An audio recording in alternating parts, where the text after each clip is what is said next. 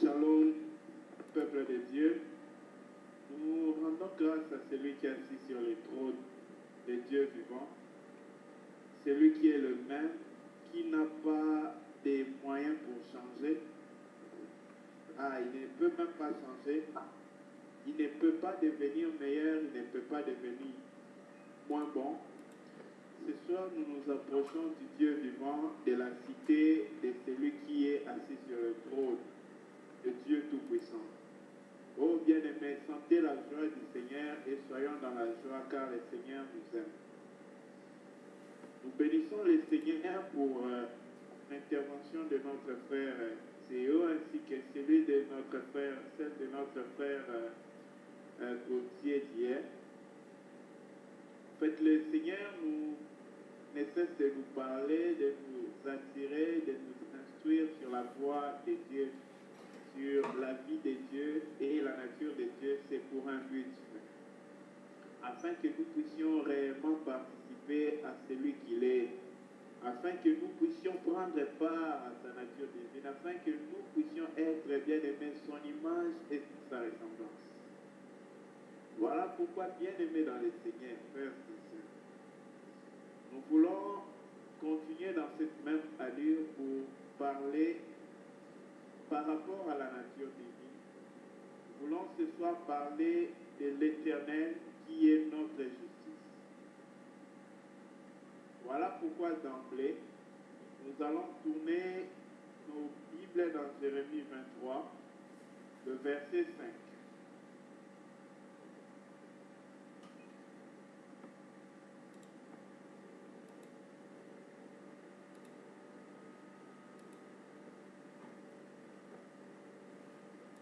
Si un bien-aimé a trouvé, il peut nous aider dans la lecture. Lisons Jérémie chapitre 23, le verset 5. Voici les jours viennent, dit l'Éternel, où je susciterai à David un germe juste. Il régnera en roi et prospérera. Il pratiquera la justice et l'équité dans le pays. Amen. Il faut comprendre jusqu'au verset 6, s'il vous plaît. Ok, lisons le verset 6. En son temps, Juda sera sauvé, Israël aura la sécurité dans sa demeure, et voici le nom dont on l'appellera, l'Éternel, notre justice. Amen. Amen. Bien-aimés dans le Seigneur, nous voulons aujourd'hui parler de quelque chose de très capital. En effet, si nous allons au tribunal et qu'il y a quelqu'un qui a par exemple tué des gens et que nous tous nous allons pouvoir parce que c'est un criminel, quelle sera la peine que les juges vont donner à cet homme?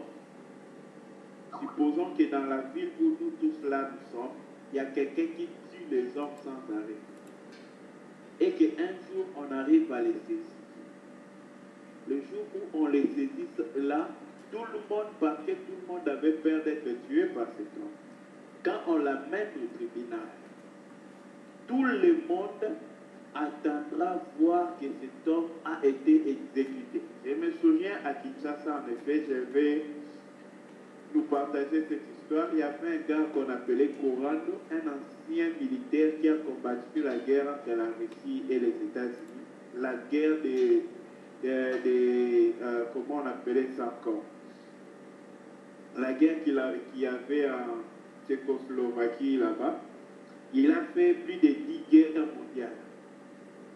Les 10 guerres, internationales, je voulais dire. Le militaire là, il a fait 10 ans dans la forêt, il ne voyait que la viande des animaux comme ça qu'il tuait. Donc il dit la vie d'un homme pour lui c'est rien. Les gars tuaient beaucoup des hommes à Kinshasa. Au point qu'un jour, même notre père a essayé de l'accuser. Bien aimé, il est venu menacer même notre papa. On était tout tremblants comme ça là.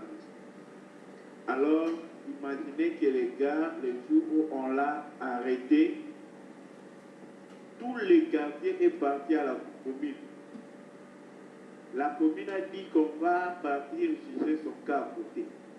tous ceux qui étaient là à la commune ont dit, si on ne les tue pas publiquement devant nous, c'est que le gouvernement, la commune est complice avec ces criminels. Et c'est que nous n'allons pas rentrer chez nous. Nous resterons ici jusqu'à voir cet homme exécuté en public. En effet, bien aimé, à cause du mal qu'il a fait, si les juges ne les déclarent pas, bien aimé, coupables de ce mal-là, c'est comme si les juges a, bien aimé, tordu la loi. C'est comme si les juges a rejeté, négligé la justice. Oh, bien aimé dans le Seigneur. En était ainsi parce que c'était un autre. Mais nous-mêmes, toi et moi, combien de fois, bien aimé, nous tuons des hommes avec nos paroles? Car la Bible déclare que la parole méchante est comme une glaire, c'est comme un épée. Combien de fois nous avons déchiré les cœurs des hommes avec cela? Alors, si nous partons auprès du tribunal de celui qui est juste, bien aimé dans le Seigneur, ne serait-ce pas la justice? Parce que nous avions fait cela, de porter, bien aimé, ce qui ordonne la loi pour cela. Ne serait-ce pas la justice de Dieu de nous rendre à chacun selon ce que nous méritons? Et si Dieu nous fait faveur, frère, Dieu serait-il pas injuste de faire faveur à un criminel, à un mauvais, à un méchant comme toi, comme moi? Bien-aimés dans le Seigneur, pour pouvoir parfaitement comprendre la justice de Dieu, il nous convient de voir qu'est-ce que nous sommes. Des fois, tu essaies de te regarder et de te dire que tu es un peu bon. Tu n'es pas un peu bon. Bien-aimé, si tu es là ce soir, que Dieu te fasse un peu grâce, que Dieu nous fasse grâce. Bien-aimé dans le Seigneur, tu n'es pas un peu bon, tu es mauvais. C'est la première des choses capitales pour un homme pour parvenir à la bonté de Dieu, au salut de Dieu. Bien-aimé, c'est au point initial de savoir qu'il n'est pas bon. Ah, je bénis le Seigneur pour la vie de Jésus.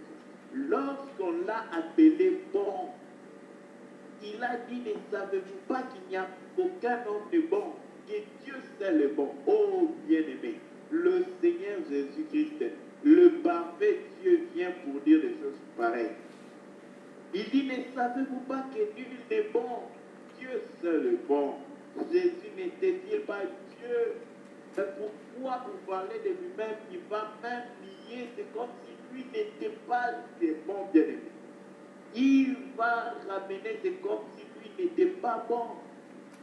Oh, bien-aimé dans le Seigneur, c'était pour pouvoir positionner toi et moi tel que nous sommes. Bien-aimé dans le Seigneur, la chose initiale qu'il te faut comprendre et saisir, c'est que tu n'es pas bon. Alors, si toi tu n'es pas bon, qu'est-ce que Dieu qui est bon a à faire avec toi, avec moi, qui ne sommes pas bons? Qu'est-ce que Dieu qui est juste, qui est fidèle, qui est amour, a à faire avec un homme plein de haine comme moi? Bien-aimé dans le Seigneur, c'est par là que nous pouvons saisir la justice de Dieu. Bien-aimé dans le Seigneur, es-tu bon? Et Jésus n'est pas venu pour, bien-aimé, pouvoir approuver, bien-aimé, ou chercher les hommes bons. Il est venu pour chercher les hommes qui n'étaient pas bons afin de les rendre bons. Des hommes qui n'étaient pas justes afin de les rendre justes. Des hommes qui n'étaient pas sauvés afin de les sauver. Bien-aimé, en effet, si tu es sauvé, tu n'as pas besoin de Jésus. Ce n'est que celui qui est perdu qui a besoin d'un sauveur. Ce n'est que celui qui est bien-aimé, mort, qui a besoin de la vie. Quelqu'un ne peut pas être vivant et avoir besoin de la vie. Ça n'a plus de sens. Pour pouvoir désirer la vie, il faut être mort. C'est-à-dire la conscience de la pensée que moi j'ai besoin de la vie parce qu'il n'y a pas la vie en moi, je veux la vie. Bien aimé, c'est ce qui nous convient de garder continuellement en nous. Si Dieu devait nous déclarer tout tel qu'on est, moi Paul, juste, bien aimé, la première personne à dire que Dieu ne sera pas juste, c'est moi. Parce que la personne qui connaît mon cœur mieux que les autres hommes, c'est moi. Connais mon cœur bien. Si Dieu devait te déclarer toi juste, Dieu ne serait pas juste. Voilà pourquoi j'ai pris l'exemple de ces criminels corinthiens. Si ce jour-là, la commune disait que Corinthe, bien aimé, n'est pas coupable, je pense que celui qui allait ouvrir sa bouche, c'est le premier qu'on allait brûler parce que les gens du quartier ont amené des poupées pour pouvoir brûler ces criminels vifs. Ils ont dit, si l'État doit appliquer la loi pour ne pas qu'ils passent par les vifs brûlés, il faut qu'on l'exécute en public. Bien aimé, parce qu'il tuait les gens tous les jours. Tous les jours. Donc si la commune épargnait quelqu'un de pareil, tout le monde allait dire que la commune n'est pas juste. C'est pour nous dire une chose, frère bien-aimé dans le Seigneur. Il ne serait pas juste pour Dieu de pouvoir, bien-aimé, déclarer des hommes comme toi et moi comme des justes. Cela ne serait pas juste de sa part. Voilà pourquoi, bien-aimé dans le Seigneur, devant Dieu, il n'y a pas un seul juste. Le seul juste qu'il y a devant Dieu, c'est lui-même. Parce que Dieu est devant sa face tous les temps. Et c'est lui le juste. Oh, béni soit le Seigneur pour Jésus. Même Jésus pouvait dire, ne sais-tu pas que nul n'est juste? C'est Dieu qui est bon. Oh, bien-aimé. Jésus dit que c'est Dieu qui est bon et lui il est qui? Il voulait ramener à la race humaine, parce qu'il parlait à la race humaine pour dire aux hommes, les fils d'Adam, qu'il n'y a pas de justice dans la chair. Ne mettez pas votre confiance que vous êtes juste par ce que vous faites, par ce que vous êtes, par ce que vous pensez que vous avez. Bien-aimé, en effet, l'homme qui n'a pas encore vu qu'il n'y a point de justice dans la chair, c'est un homme perdu. L'homme qui n'a pas encore vu qu'il n'y a point de salut dans la chair, c'est un homme mort. L'homme qui n'a pas encore vu que la justice n'habite pas dans la chair de l'homme, ni dans ses œuvres, bien aimé, la justice n'habite pas dans l'homme. En effet, si nous pouvions même faire toutes les bonnes œuvres possibles, bien aimé, cela ne suffirait jamais pour nous acheter. Bien aimé, si Jésus n'était pas mort sur la croix, toutes les bonnes œuvres que tu peux faire pour plaire à Dieu ne suffiraient jamais. Si quelqu'un n'a pas encore accepté celui qui était mort sur la croix, même s'il fait des milliards de bonnes œuvres, il ne sera jamais juste devant Dieu. En effet, la justice de Dieu ne peut pas venir, bien aimé, par les œuvres d'un homme.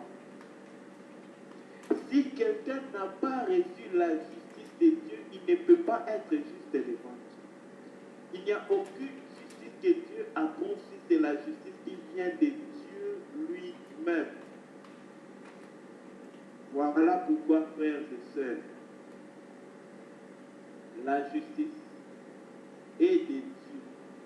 Elle n'est pas des hommes, elle n'est pas de l'homme, ni encore des œuvres de l'homme. La justice est de Dieu.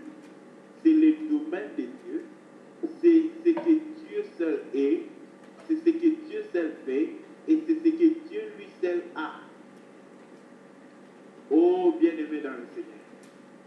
Si Jésus n'était pas mort sur la croix, même Job, même Daniel, même Noé, je parle de ces trois bien-aimés frères, parce que ces trois personnes, lorsqu'il était le temps bien-aimé dans Ézéchiel 14, il dit si Dieu veut détruire et s'il trouve dans cette ville 3 hommes, comme Noé, comme Daniel et comme Job, Dieu ne détruira pas cette place. Mais de même, je vous en assure, si même Noé, même Job, même Daniel, si Jésus-Christ n'était pas mort et ressuscité, ces gens-là ne pouvaient jamais être justes à l'échelle de Dieu. Bien-aimé, comparé à un autre homme, à un criminel par exemple, toi et moi, qui n'avons pas tué un homme physiquement, on serait bon aux yeux de Dieu. On dira qu'on est juste. À quelle justice? Au tribunal des hommes. Mais au tribunal de Dieu, quand Dieu nous regarde, il n'y a pas un peu bon avec Dieu. Il y a bon et il y a mauvais. Maintenant, regarde toi-même. Es-tu bon ou es-tu mauvais? Bien-aimé, ce que tu penses de toi-même est très important. En effet, si tu ne sais pas que tu es dans le trou, il ne te sera jamais facile de sortir de ce trou. Si tu penses que tu es bien-aimé, tout va bien avec toi, il ne te sera jamais facile de sortir de la route. Voilà pourquoi une chose essentielle et importante. Il te convient de savoir où es-tu.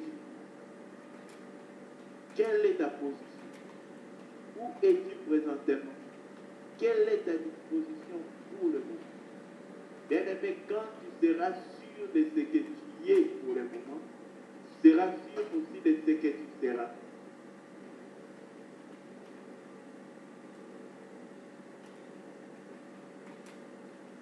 Bien-aimé dans le Seigneur, il nous convient d'abord de saisir que sans la justice de Dieu, nous sommes zéro. Sans la justice de Dieu, même le plus grand, l'homme qui aurait fait les meilleures des bonnes œuvres toute sa vie, est égal à zéro. Afin que fait, même quand nous faisons aujourd'hui des œuvres justes et bonnes, que nous ne puissions pas nous appuyer sur ces œuvres-là. C'est comme si nous méritons le ciel à cause de ces œuvres-là. Non, frère.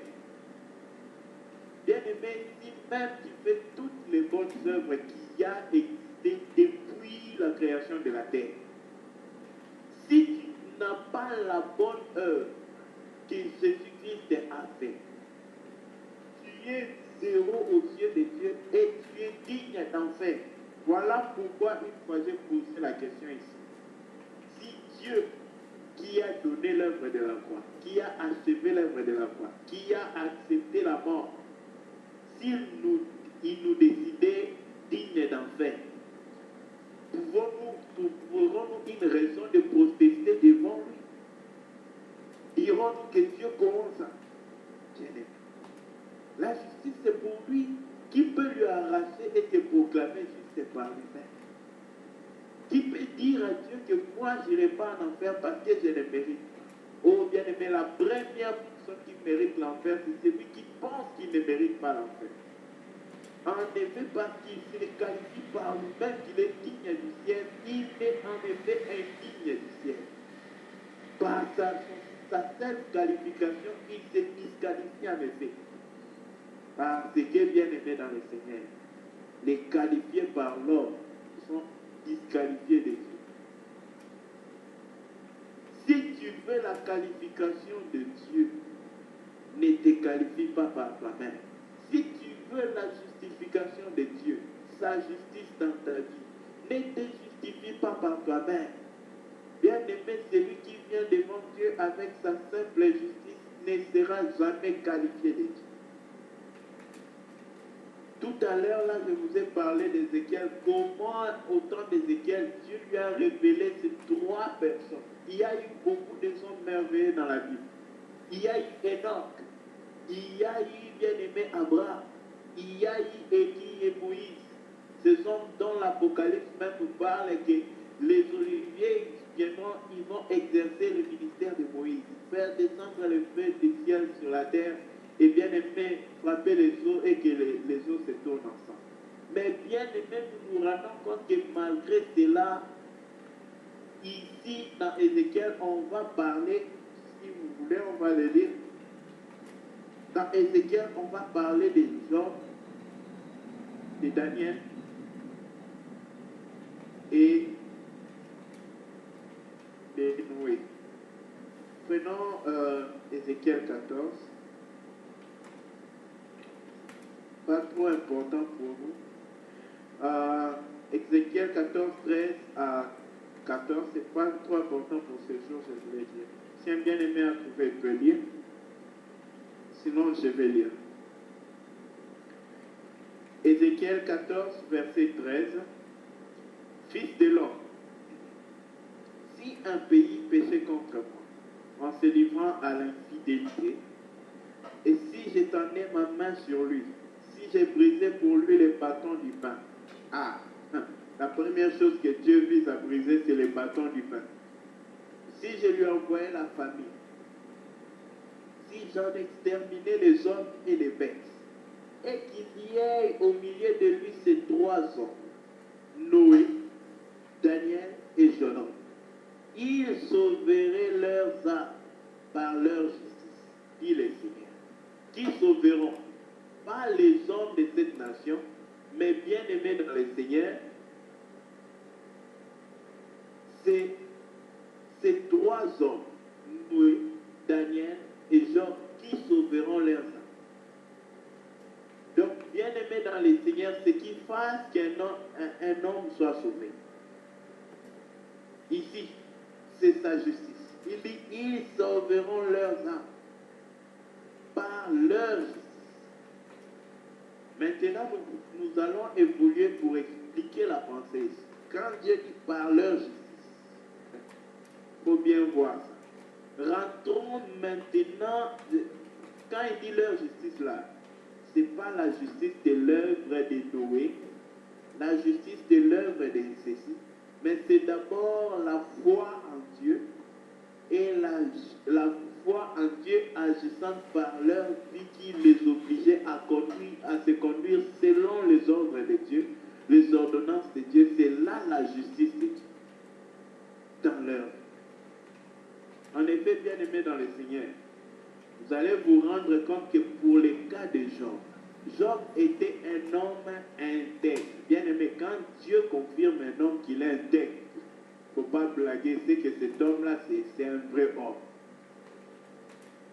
Si des hommes peuvent nous dire intègre, parce qu'ils nous voient peut-être 99%, même s'il était possible qu'un homme nous voie à 85%, quoique c'est impossible, même notre propre femme, même un jumeau ne peut pas voir son jumeau, sa jumelle à 80%. Nous ne pourrons jamais connaître réellement ce qu'un homme. Mais bien aimé dans le Seigneur, si Dieu déclare qu'un homme est intègre, il ne faut pas s'amuser, c'est que cet homme-là, sa vie vraiment était une vie réelle devant Dieu comme ça. Voilà pourquoi quand vous lisez la défense de Job, comment Job défend sa justice, il dit, moi, j'ai fait un pacte même avec mes yeux. Je ne traînerai pas, je ne convoiterai pas une fille vierge, une jeune fille. Il a dit, si même un jour, un pauvre bien-aimé a manqué, et que moi, bien-aimé, non, tu as vu combien de pauvres. Il dit, si un seul pauvre peut ouvrir sa bouche et contester contre Job, un seul, il n'a pas dit deux, un. Comprenons la justice qu'avait cet homme Job. Bien-aimé, quand Dieu déclare un homme juste, il ne faut pas t'amuser. Ce n'est pas du pain, ce n'est pas de la blague. C'est qu'il a vu la justice dans la vie de cet homme. L'intégrité des gens. Bien-aimés, nous sommes de la nouvelle alliance, mais faisons très attention. De peur que la qualité de la vie et de la communion, de l'intimité de ces gens de l'ancienne alliance ne puisse dépasser la qualité de la vie que nous menons dans ces temps de la nouvelle alliance. Il dit, si j'ai dit alors, tu es es mon Dieu. Alléluia. Il dit, si je dis alors, l'homme le plus considéré des fils de l'Orient, l'homme qui était riche, il dit, si je dis à ma richesse, tu es mon Dieu, cet homme connaissait l'Éternel. Cet homme marchait avec un Dieu qu'il connaissait réellement. Mais bien aimé, à peine, Dieu l'a résisté pendant des années. Dieu l'a résisté. Pas parce que Dieu déteste les hommes intègres. Pas parce que Dieu n'aime pas Job. Mais une des choses qui est très mauvaise, c'est que l'homme vient au devant de Dieu avec sa justice. Frères et sœurs, si tu t'aimes, si tu as pitié de toi, même si tu as fait 1000 choses bonnes, fais-toi du bien. Ne va jamais au devant de Dieu avec ta justice. Bien-aimé, même si tu viens de faire l'œuvre la plus sacrificielle que tu puisses faire de toute ta vie, ne viens jamais auprès de Dieu comme pour réclamer parce que tu mérites, parce que tu as fait ceci. Si tu veux vraiment avoir pitié de ta vie, ne va jamais auprès de Dieu comme pour réclamer quelque chose.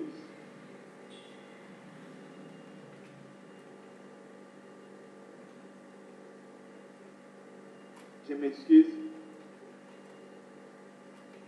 Donc, quelqu'un ne peut pas en réalité parvenir bien aimé parce qu'il a fait ou parce qu'il est ou parce qu'il a.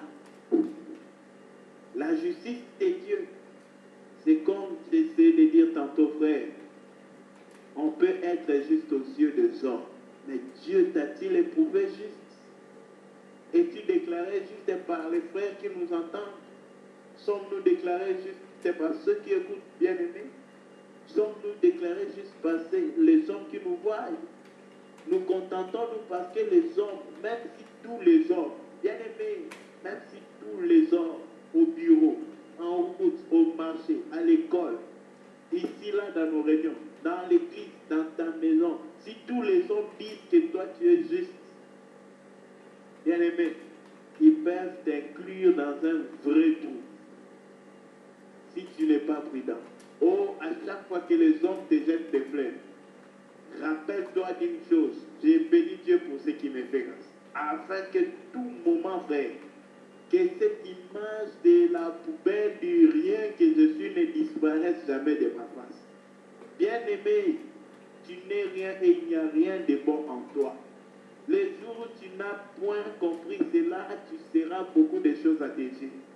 Tu penseras qu'il y a du bien qui sort de toi parce que tu es bon. Il n'y a rien de bon dans ma chair. Je ne sais pas dans votre chair, mais dans la mienne, je sais. Frères bien-aimés dans le Seigneur, il n'y a qu'une seule voie pour atteindre la justice parfaite de Dieu. C'est être sans justice personnelle. Quand l'homme se fait justice par lui-même, il est déchu de la justice de Dieu. Il est déchu. Et il ne mérite pas la justice de Dieu. Il est privé de la justice de Dieu. Voilà pourquoi, frères et sœurs dans le Seigneur, il nous convient vraiment de faire très attention. Il nous convient vraiment de faire très attention, afin que nous ne puissions pas faire comme Job. Imitons Job dans son intégrité, mais dans sa défense contre l'Éternel, proclamant sa justice et déclarant que c'est l'Éternel qui me refuse la justice. Oh, bien-aimé dans le Seigneur, comme on dit en anglais, God forbid, que Dieu nous en préserve d'aller devant de Dieu avec notre justice. Car c'est une autre bien-aimée iniquité pareille que tout ce que les autres méchants ont fait. Aller au devant de Dieu brandissant sa justice, se déclarant juste ou disant que nous méritons A ou B parce que nous avons fait ceci. Bien-aimé, même quand nous venons de faire l'œuvre le plus sacrificiel de notre vie, en ce moment-là, nous ne méritons rien devant Dieu. Et s'il ne nous donne rien, bien aimé, cela ne bouge même pas un peu sa justice. Le jour où quelqu'un comprend l'œuvre de la croix, frère, tous les bienfaits qu'un homme va faire, il va le voir comme bien aimé, une ombre devant le soleil éclatant qui est la souffrance et la peine, l'amour que Jésus a manifesté pour sa vie sur la croix. Parce qu'il a vu la croix. Toutes ses meilleures et ses bonnes œuvres deviennent une ombre qu'il ne peut plus voir. Oh bien-aimé, as-tu vu les étoiles pendant qu'il est 12 heures? Comment peux-tu voir l'étoile pendant qu'il est 12 heures? C'est que tu n'es pas au midi. Tu n'as pas vu le soleil. Si quelqu'un voit ces bonnes œuvres, bien-aimé, il n'a pas vu la croix. Si quelqu'un dit dans l'église ici, c'est moi qui fais, c'est parce qu'il n'a pas vu la croix. J'ai fait ceci, c'est parce qu'il n'a pas vu la croix. Bien-aimé dans le Seigneur, notre salut commence lorsque nous voyons la croix. C'est là que le salut commence. C'est là qu'il y a le salut. C'est à la fin de tout ce qui peut sortir de l'homme. C'est dans ce qui ne sort que de Christ. Dans sa souffrance, dans sa peine, dans sa frappe. Quand il a été frappé de celui qui l'a aimé. Oh bien-aimé, c'est là que nous avons trouvé justice. Béni soit le seul sage, notre Dieu, lui qui a permis, bien-aimé, que toute justice venant de l'homme, par l'œuvre de l'homme, par la voix de l'homme, puisse périr, afin que, bien-aimé dans le Seigneur, que l'homme ne puisse pas battre sa poitrine devant Dieu.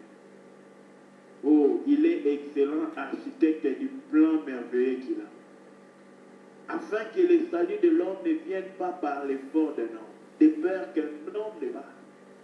Même genre, frère, même genre, celui que Dieu a témoigné. Oh, bien-aimé, même cet homme de Job ne pouvait pas pointer sa justice devant Dieu. Si lui, Dieu l'a résisté, parce qu'il venait avec sa propre justice, qui es-tu, frère?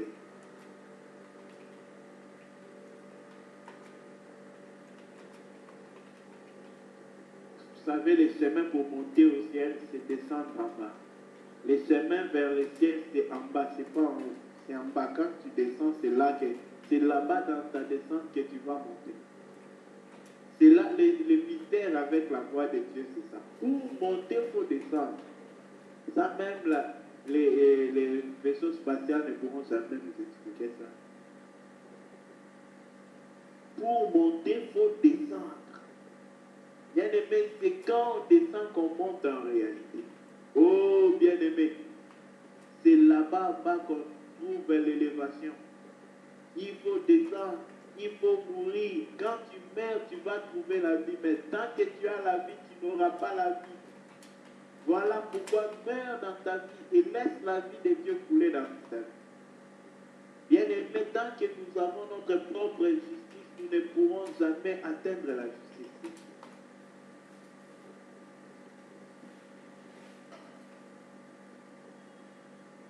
Ce qui réjouit la cité de Dieu, c'est la justice de Dieu. En effet, la justice de Dieu sert de l'appui pour Dieu, pour tous les cieux aussi. La justice de Dieu est la base du trône de Dieu. Voilà pourquoi, frères bien-aimés dans le Seigneur, nous devons, bien-aimés, trouver notre bonheur que dans la justice de Dieu. Et vous savez, la merveille de la justice de Dieu, c'est que la justice de Dieu, bien-aimés, elle s'élève jusqu'au ciel. C'est-à-dire de la terre jusqu'au ciel. Ah, ça c'est déjà une prophétie mystérieuse sur Jésus. La justice de Dieu, nul ne peut l'anéantir. Écoutez ce que Dieu va dire à Job. Je prends sur travers des livres. Prenons Job 40, le verset 3. Si un frère n'a pas trouvé peut nous aider dans la lecture, puis que nous courons avec les temps.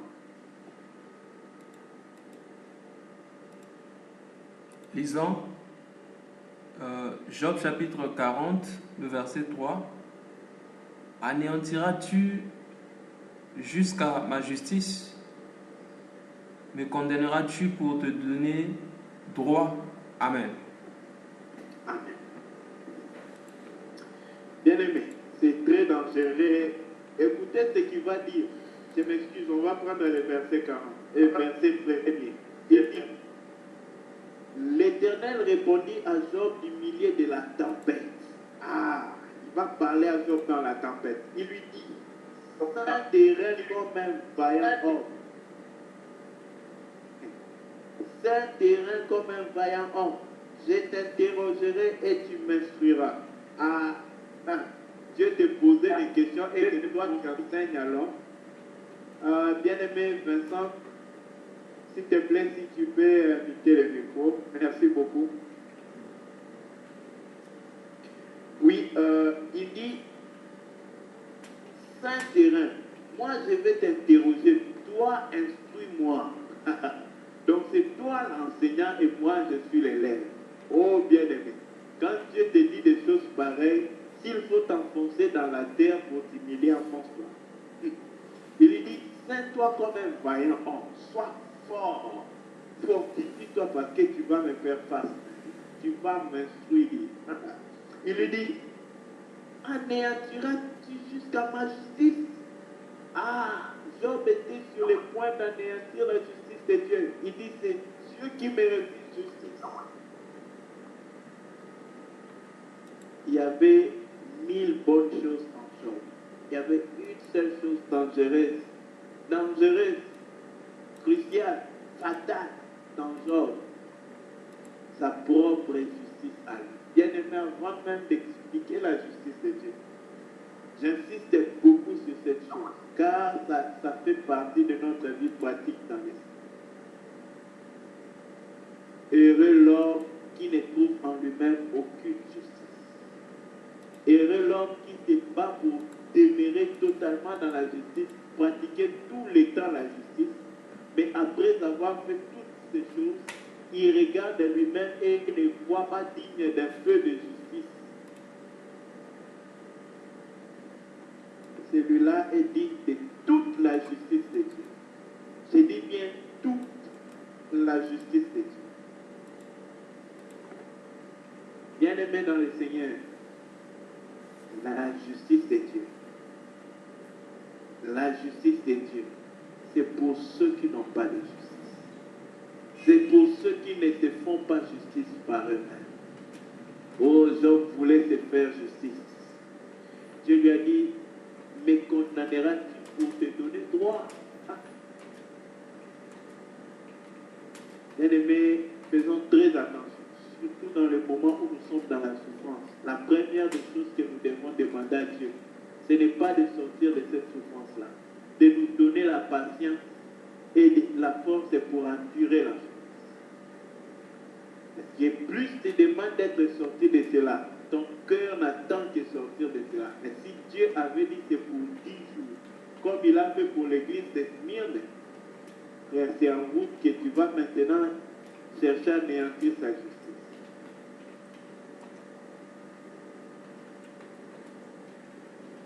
Bien-aimés dans le Seigneur, il nous convient de nous rendre compte de qui est Dieu. Car sa justice subsiste à jamais et elle ne périt point. Donc, si là, quand on dit que la justice de Dieu ne périt point, que l'amour ne périt pas, bien-aimés, qu'est-ce que nous comprenons quand nous entendons cela? C'est pour nous dire que la justice-là ne peut pas s'arrêter d'être empreinte. Si Dieu est juste, il était juste même sur la croix quand Jésus est mort pour nous. Il est juste maintenant. Il était juste hier quand nous étions dans les péchés et qu'il nous tolérait. Ce n'était pas un temps où il était un peu injuste. Nous avions péché, mais il ne nous a pas fini. Il était juste, il est juste, il sera juste éternellement. Pas dans un temps des hommes, pas dans le passé des hommes, pas dans le présent des hommes, pas dans le futur des hommes, mais dans l'éternité de Dieu.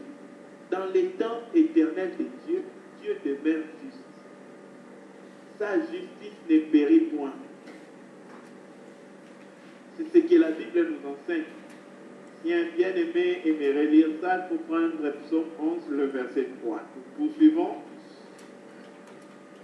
Alors, Dieu ne veut pas se contenter de la justice lui-même. Or, la justice, c'est des pas. Pourquoi est-ce qu'on dira qu'un juge est injuste? C'est lorsqu'il ne pratique pas ce que la loi a dit. La justice consiste à être droit dans la loi, ne pas se détourner de la loi, ne pas transgresser la loi, ne pas tordre la loi, ne pas, bien aimé, se détourner de la loi.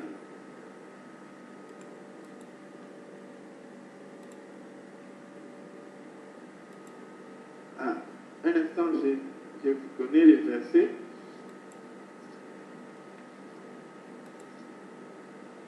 Donc c'est Psaume 111, le verset 3. Merci. Merci, sœur Jolina. Donc, si un homme veut participer à la justice de Dieu, il convient d'abord à cet homme de se rendre compte qu'il n'y a pas de justice en lui. C'est la première des choses. Et une deuxième des choses, pour participer à la justice de Dieu, nous allons prendre Proverbe 2.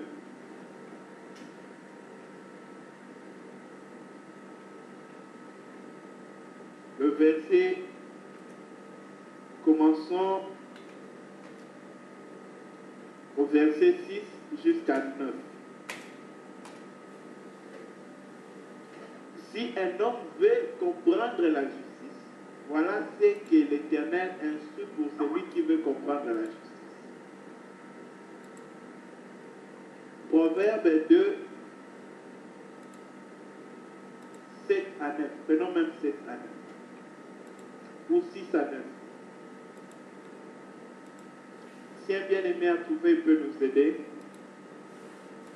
Lisons Proverbe chapitre 2, du verset 6 au verset 9. Car l'Éternel donne la sagesse, de sa bouche sortent la connaissance et l'intelligence. Il tient en réserve le salut pour les hommes droits, un bouclier pour ceux qui marchent dans l'intégrité, en protégeant les sentiers de la justice et en gardant la voie de ses fidèles. Alors tu comprendras la justice, l'équité, la droiture, toutes les routes qui mènent au bien. Amen. Amen. Il dit en gardant la voie de ses fidèles. Qui garde? C'est Dieu. C'est Dieu qui doit garder les voies, la voie plutôt, nos voies si nous sommes réellement ses fidèles, en protégeant les sentiers de la justice. La justice au singulier, mais les sentiers de la justice au pluriel. En protégeant, que Dieu protège les sentiers de la justice. Dieu, il tient en réserve, il a gardé les saluts pour les hommes droits. Ceci est un bouclier pour ceux qui marchent dans l'intégrité. Ô bien-aimés dans le Seigneur, la justice est dans l'intégrité. Et l'intégrité là, ce n'est pas avec la capacité d'un homme qui peut demeurer dans l'intégrité. Mais il faut que Dieu lui-même les garde dans les sentiers bien-aimés de la justice. Que Dieu lui-même les cache dans sa fidélité afin que l'homme garde la foi des fidèles. Car la justice est dans la foi des fidèles. Et Dieu ayant réalisé une chose, qu'aucun homme ne pouvait conserver la justice. Qu'est-ce que Dieu va faire? Prenons un peu Ésaïe 46.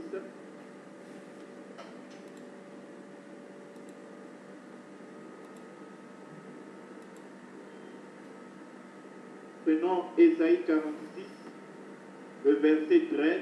Je vais rapidement lire.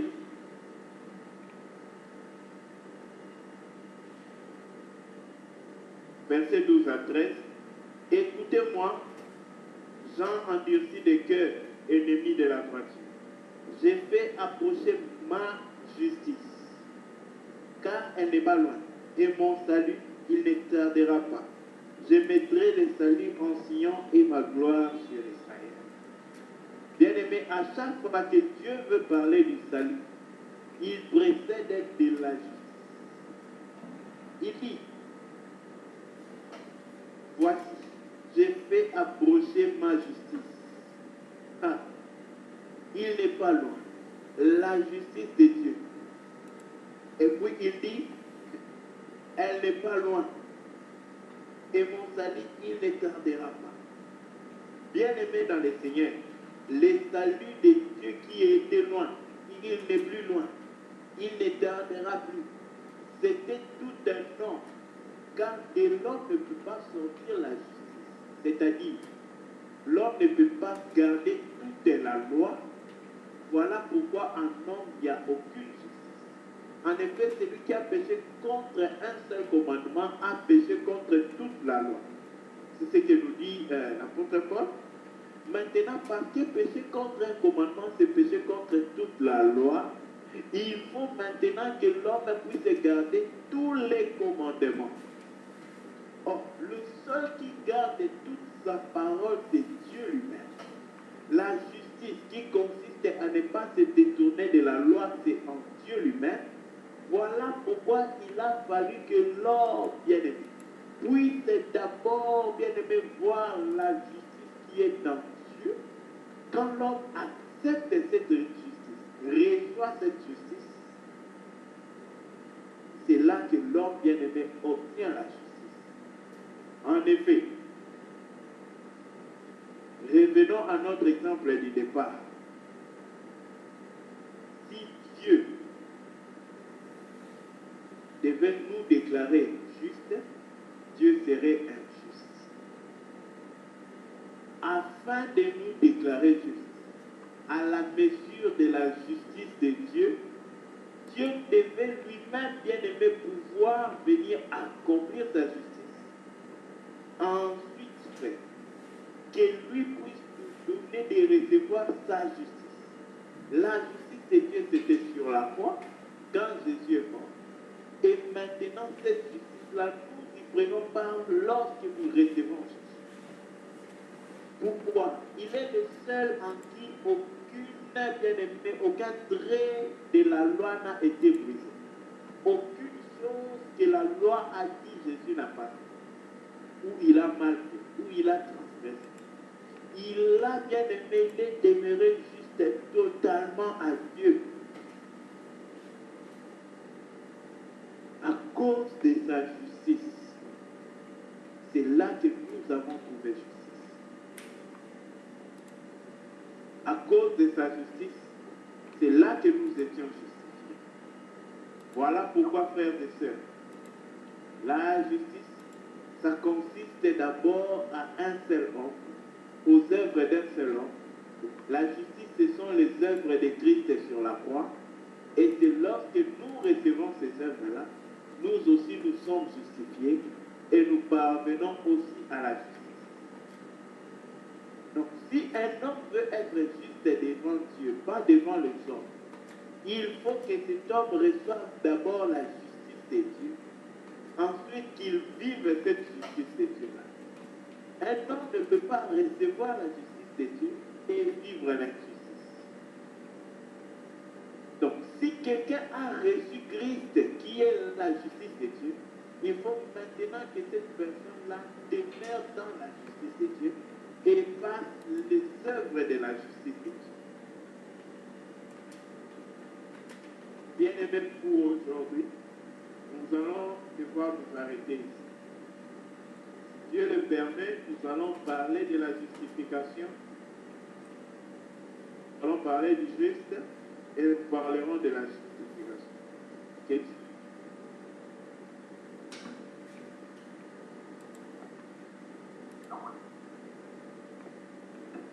Et alléluia. Que la gloire soit rendue à notre Père encore pour ce message de ce soir. Merci beaucoup pour ce message édifiant. Puissant encore ce soir que Dieu te bénisse ce matin. Et ce soir, et ce continue à enseigner. Et c'est dans cette perspective que nous avons élevé le voix de notre Père, le modèle de notre Père. Pour lui dire merci pour sa parole, merci également pour ce serviteur qu'il a utilisé.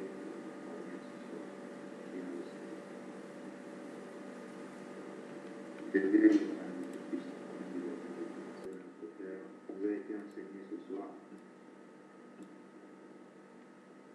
sur l'héritage de justice qui est la justice de Dieu. Et c'est pour cela que nous allons être prier avec notre frère Frédéric. Nous allons qui va demander à Dieu. Merci. Parler, tu nous as instruits. Oui, Seigneur, la sagesse ne vient que de toi. Seigneur, nous te prions que tu puisses nous aider.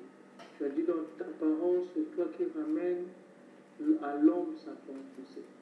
Oui, Seigneur, ramène-nous la pensée, oh Seigneur, de comprendre que sans toi nous ne pouvons venir. De comprendre que tout ce que nous entreprenons par notre propre force n'est vain.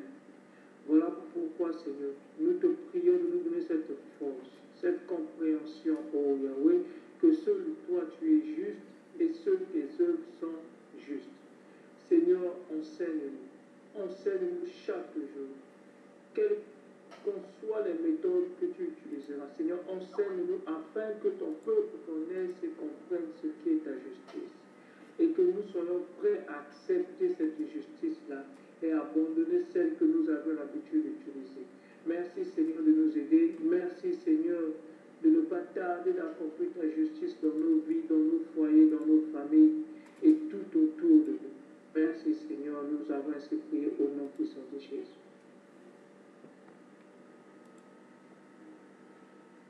Oui, Amen.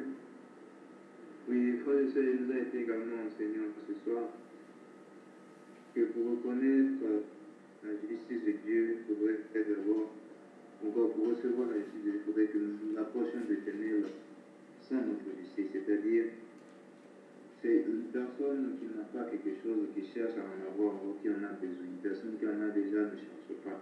Donc, si nous avons déjà notre propre justice, alors nous pouvons donc plus chercher la justice de Dieu. Encore, si nous sommes déjà contrôlés par le maître, nous pouvons donc plus chercher notre maître encore.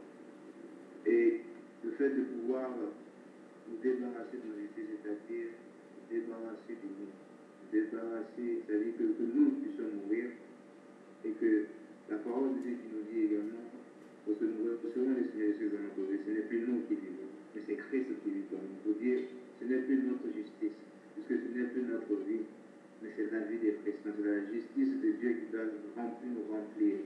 Donc nous allons donc prier avec notre sœur Jolina pour que le Seigneur nous aide. En toutes choses, nous puissions mourir. Dans notre vie spirituelle, que nous puissions mourir, que nous ne puissions pas faire les choses par nos propres justices, ou encore par nos propres forces, ou encore par nos propres pensées, mais que le Seigneur soit au contrôle, que tout se fasse selon la volonté du Père, ou encore que le Père nous guide et nous pousse. Prions avec notre sœur Julie.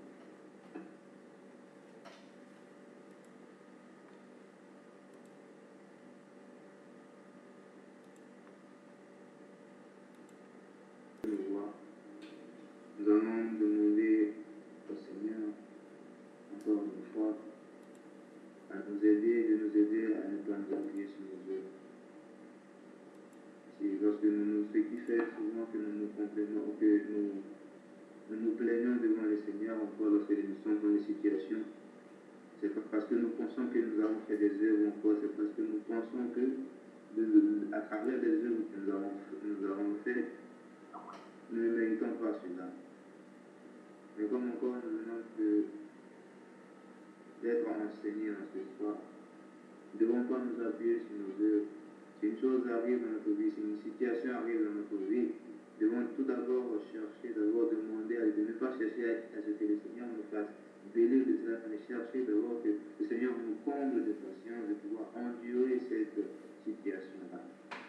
Car peut-être que le Seigneur cherche à faire développer quelque chose en nous.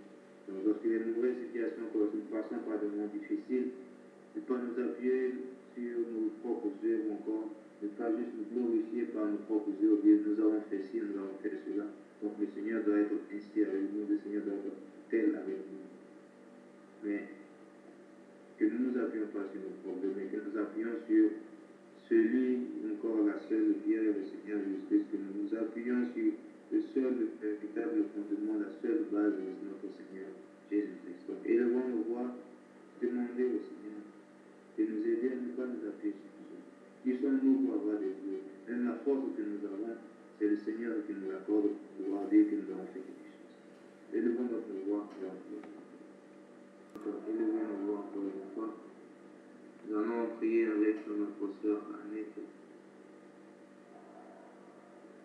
Demander à l'Éternel à ne point chercher l'approbation, c'est-à-dire lorsque les hommes encore ne pas chercher l'appréciation des hommes. Lorsque peut-être les hommes commencent à nous apprécier encore, nous cherchons d'abord la qualification des hommes, c'est-à-dire nous mettons d'abord les hommes en premier, parce que nous dirigeons d'abord en premier vers les hommes, c'est-à-dire les hommes prennent la première place. Ce que disent les hommes sont plus importants pour nous que ce que dit l'Éternel. Or, c'est ce que dit l'Éternel car c'est lui notre Créateur. C'est lui qui connaît tout, c'est lui qui voit ce que parfois nous passons, c'est lui qui voit tout. Que nous ne cherchons pas la qualification des hommes encore, que nous ne cherchons pas la justice des hommes, que nous n'ayons pas nos yeux tournés vers ce que les hommes nous disent encore, les pensées des hommes, que nous ayons toujours encore nos yeux tournés vers le Seigneur, le seul en toute situation. Cherchez d'abord son approbation, cherchez d'abord ce que l'Éternel dit de nous. Prions avec notre sœur. Ces paroles que tu nous apportes à ce jour. Père, nous te prions afin que tu sois le centre de notre vie. La parole déclare que c'est toi qui produis en nous le vouloir et le faire. Père, nous ne sommes rien si ce n'est pas ta volonté, si ce n'est pas ta sainte volonté qui nous conduit dans toutes nos actions. Aussi, Père, que la gloire et l'honneur te reviennent de ce que nous voulons tout faire pour la gloire de ton nom et non pour celle des hommes.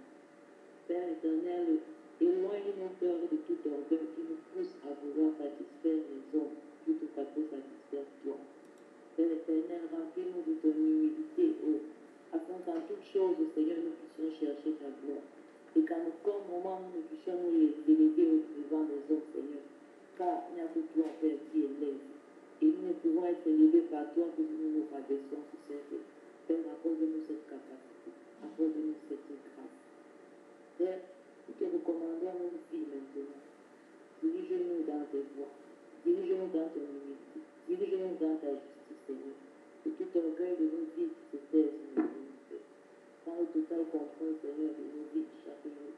Afin que nous puissions faire pour la gloire de ton nom. Et qu'en toi seul, nous puissions trouver notre plaisir, notre bonheur. Merci, Seigneur, parce que c'est en toi que nous regardons. Nous ne regardons pas aux hommes. Oui, Seigneur, tu le fais dans notre vie maintenant. Au nom puissant et souverain de Jésus-Christ, nous te l'avons demandé. Et nous savons que nous l'avons reçu. Merci, Seigneur, pour ta fidélité. Toi la gloire, toi l'honneur, sois béni éternellement. Au nom puissant de Jésus-Christ. Amen. On doit demander à l'Éternel de nous aider encore, de nous amener à pouvoir voir la croix chaque jour. Comme la parole encore nous le dit, nous devons porter notre croix chaque jour. Voir cette croix, lorsque nous voyons la croix dans toutes choses que nous voulons faire, avant de faire toutes choses, lorsque nous voyons la croix, cela nous amène à pouvoir avoir cette pensée que nous ne sommes rien sans la croix. Sans la foi, nous ne serons pas ce que nous sommes. Sans la foi, nous n'aurons pas cette force encore. Sans la foi, nous ne sommes rien. Et notre frère va également prier pour que nous recommander entre les mains du Seigneur qui nous a porté ce soutien à pouvoir chercher toujours l'humilité, chercher à être humble, se rabaisser pour pouvoir être élevé, non par les hommes, mais être élevé par Dieu. Chercher à toujours rendre humble en toutes choses, chercher l'humilité dans toutes choses, dans tout ce que nous devons faire. Prions avec notre frère.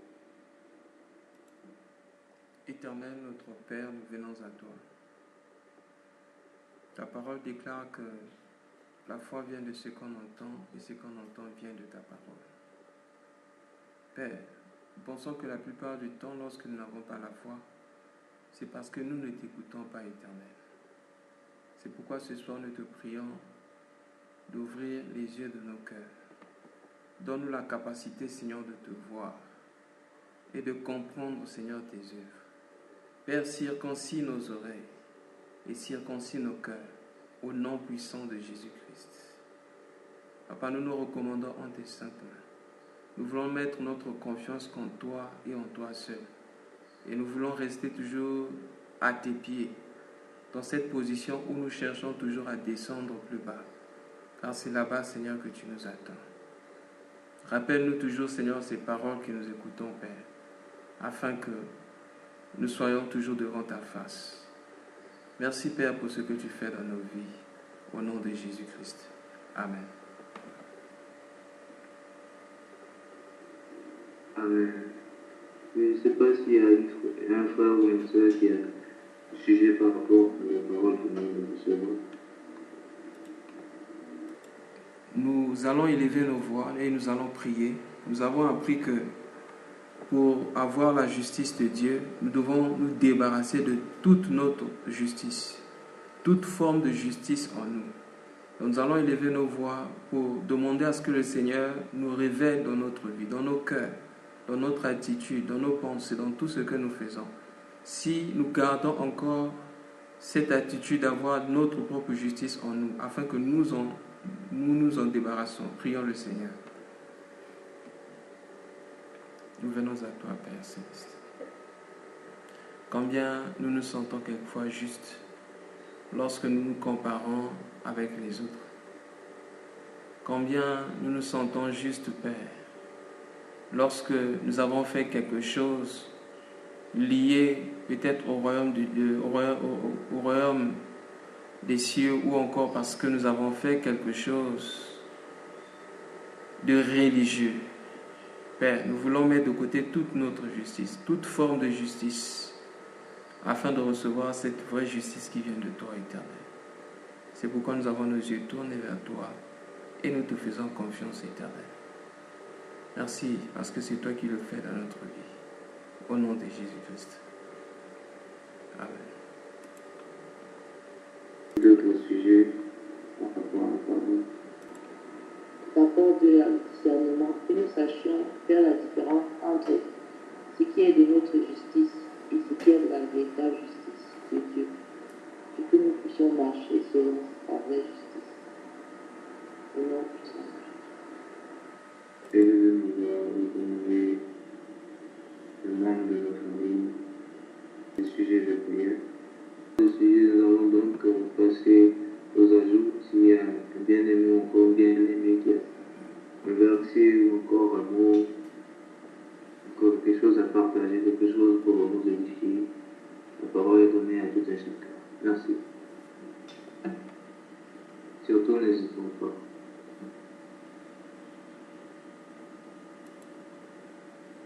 Shalom, bien-aimés dans le Seigneur. Oui, nous rendons grâce à notre Père qui nous a parlé du haut de son trône. En tout cas, merci bien-aimé Paul pour ce merveilleux message. Vous savez, bien-aimé, dans la vie, il y a des choses qui sont primordiales. Même lorsque nous étions, par exemple, au lycée, avant de faire le bac, il y avait des matières qu'on appelait des matières de base. Il fallait à tout prix chercher à comprendre ces matières-là et chercher à avoir la meilleure note ou la bonne note, atteindre la moyenne dans cette matière-là.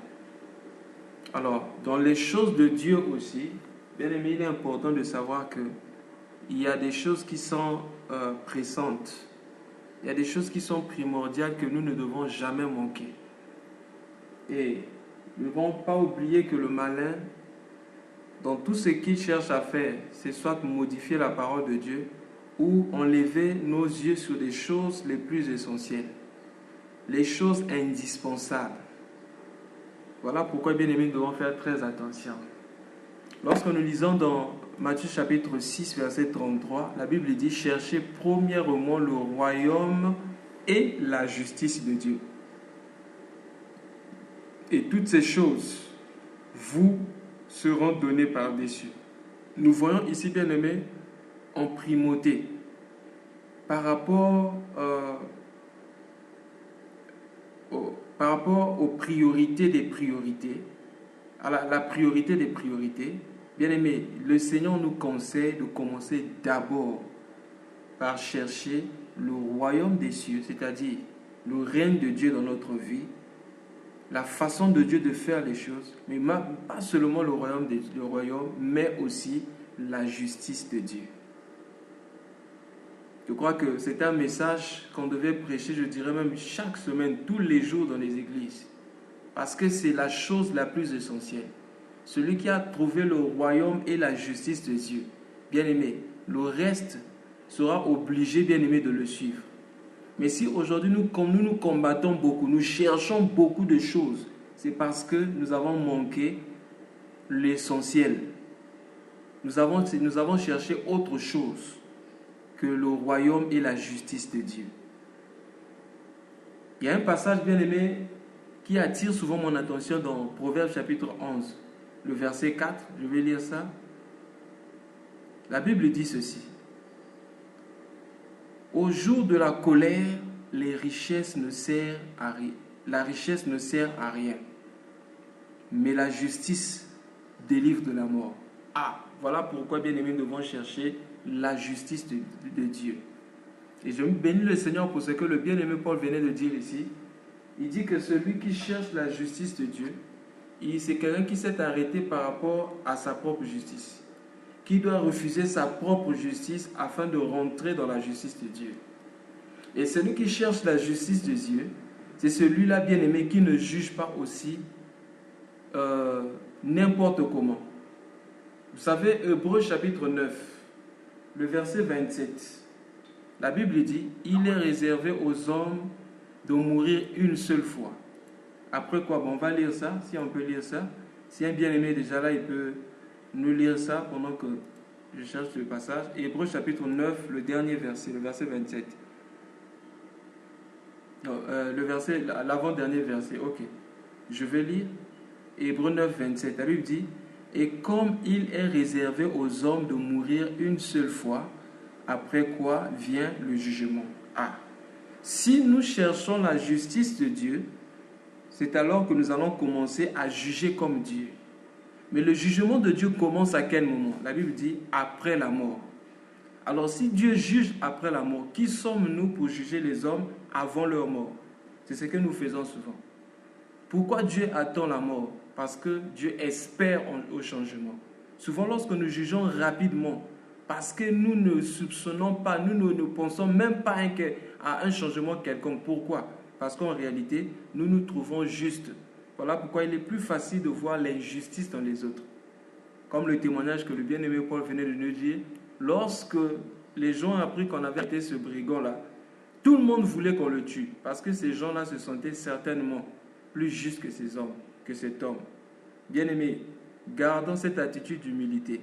Quel que soit ce que nous faisons, quel que soit ce que nous voyons les hommes faire, ne nous sentons jamais plus purs, jamais plus justes que quelqu'un d'autre. Sinon, nous allons commencer, bien aimé, à quitter la course de la sainteté. L'apôtre Paul, bien que marchant avec le Seigneur, quand nous voyons la façon de se présenter, il y a un moment où il dit « Je suis le moindre des apôtres ». Il dit « Je suis l'apôtre Paul qui était appelé à être apôtre ». Après, il dit « Je suis le moindre de tous les saints ». Après, il dit « Je suis le pire de tous les pécheurs ». Bien-aimé, ce n'était pas une fausse humilité, un semblant d'humilité. L'apôtre Paul disait exactement ce qu'il vivait, ce qu'il voulait être. Bien-aimé, lorsque nous gardons en tête dans notre vie que nous sommes le pire de tous, nous sommes le pécheur, nous sommes le dernier des pécheurs, bien-aimés, comment pourrons-nous juger les autres? Je vais lire un passage de Romains chapitre 2. La Bible dit ceci, Romains chapitre 2, du verset 1 au verset 4. Ô homme, qui que tu sois, toi qui es juste, tu es donc inexcusable. Toi qui es juge, tu es donc inexcusable, car en jugeant les autres, tu te condamnes toi-même. Puisque toi qui juges, tu fais les mêmes choses. Même si tu ne fais pas ce que la personne fait, mais toi aussi tu pêches. Nous savons en effet que le jugement de Dieu contre ceux qui commettent de telles choses est selon la vérité. Et penses-tu, ô homme, qui juge ceux qui commettent de telles choses et qui les fait, que tu échapperas au jugement de Dieu? Ou méprises-tu les richesses de sa bonté, de la patience et de sa longanimité? Ne reconnaissons pas que la bonté de Dieu te pousse à la repentance. La bonté de Dieu devait nous pousser à la repentance. Lorsque nous voyons les gens, peut-être que nous pouvons penser être mieux que bien-aimés. La bonté de Dieu devait nous pousser à la repentance, non pas accuser les hommes. Parce que ce que nous sémons, nous allons les récolter. Souvenons-nous de David. Il a pris la femme de Trouille. Il a tué, il a commis d'abord l'adultère, il a tué son mari. Et après, il prend cette femme-là, il met dans sa maison. Personne n'était au courant de ça. Mais le ciel savait. À un moment, l'enfant est né. Pendant que l'enfant était malade, David cherchait la face de Dieu. En ce moment-là, Dieu va envoyer le prophète Nathan. Le prophète Nathan commence en lui parlant de cette situation par une parabole. Et pendant qu'il parlait, il a expliqué, il dit, il y avait une brebis qui était dans le sein d'un homme. Il vivait dans son sein. La brebis était là, mangeant avec cet homme, la personne avec une seule brebis. À côté, il y avait un autre riche qui avait beaucoup de brebis. Ce riche-là a reçu des invités chez lui. Au lieu de prendre ses propres brebis, il est sorti, il est allé prendre la brebis de celui qui n'en avait pas assez, celui qui n'avait qu'une seule brebis. Parce que le péché, c'est toujours un étranger qui vient. Finalement, quand David a écouté cela, regardez l'action de David. Il dit, celui-ci mérite la mort. Ce qu'il a fait là, il doit rembourser 4 trucs. Il doit rembourser plutôt 4 brebis. Bien aimé, aussitôt, Nathan lui a dit, le prophète Nathan lui a dit, c'est toi mon Seigneur. Heureusement que David était l'homme selon le cœur de Dieu. Il n'a pas boudé comme Saül, il s'est repenti. Mais qu'est-ce qui s'est passé dans la vie de David? Parce qu'il avait mal jugé. Il dit que celui qui en a pris une brebis, il a tué une brebis de son frère, lui doit rembourser 4. Regardez dans la vie de David. Avant sa mort, il a perdu 4 fils. David en a perdu 4 parce qu'il avait mal jugé. Il a déclaré aussitôt le jugement. Et là, le jugement est tombé aussi sur lui. David a perdu 4 enfants de son vivant avant sa mort parce qu'il a déclaré le jugement. Bien-aimés, gardons nos bouches de juger. Si nous cherchons la justice de Dieu, bien-aimés, attendons la mort avant de juger. Et nous n'avons pas à juger parce que notre jugement ne peut pas être juste. Nous ne connaissons pas les cœurs. Le véritable jugement, c'est le jugement de Dieu. C'est pourquoi, bien-aimés, ce que nous devons faire, c'est prier simplement pour les hommes quand nous les voyons. Merci, bien-aimés.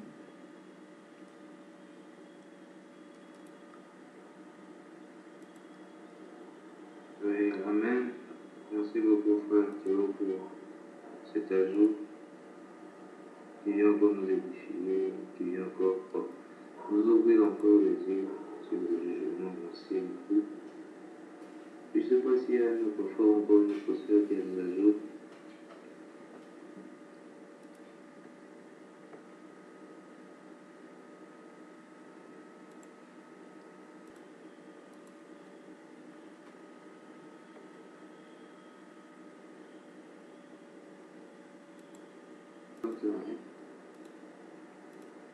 J'aimerais un peu avoir des éclaircissements sur certains faits que je vois dans la Bible.